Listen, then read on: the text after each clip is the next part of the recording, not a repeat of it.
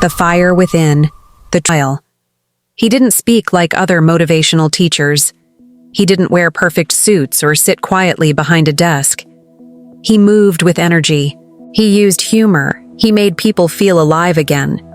But let me tell you something, dear listeners. Life always tests the dreamers first. When Tony started his own seminars, no one came. He would rent small hotel rooms, hand out flyers, and wait for the audience that never showed. Sometimes he'd speak to 5 people, sometimes just 2.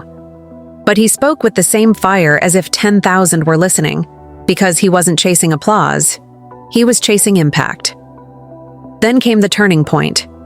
One day, Tony decided to combine what he'd learned from psychology and movement, and he developed something revolutionary called state change. He realized that people don't change their lives by just thinking.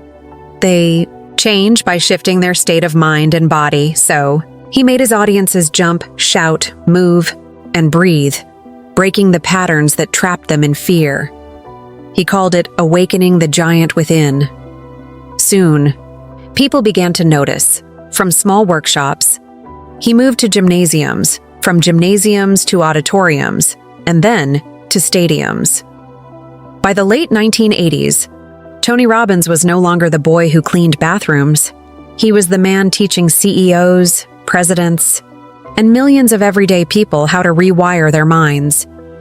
But fame doesn't come without reflection. One night, after a huge event in Los Angeles, Tony returned to his hotel room, alone, exhausted, staring at the city lights. He looked out the window and whispered to himself, "I have everything I once dreamed of.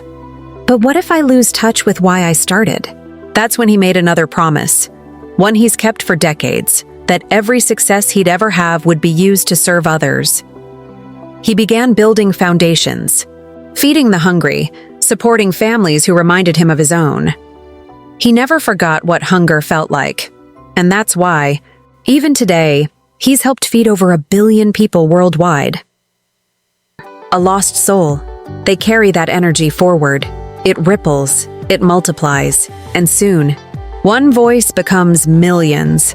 Grandma, that is Tony's true legacy. Not fame, not fortune, but the courage he awakened in others. Grandma. His voice spread far beyond the stage, through books, podcasts, and film, and everywhere. One message remained constant. The secret to whisper. And that, my dear ones, is how a boy from nothing lit up the world.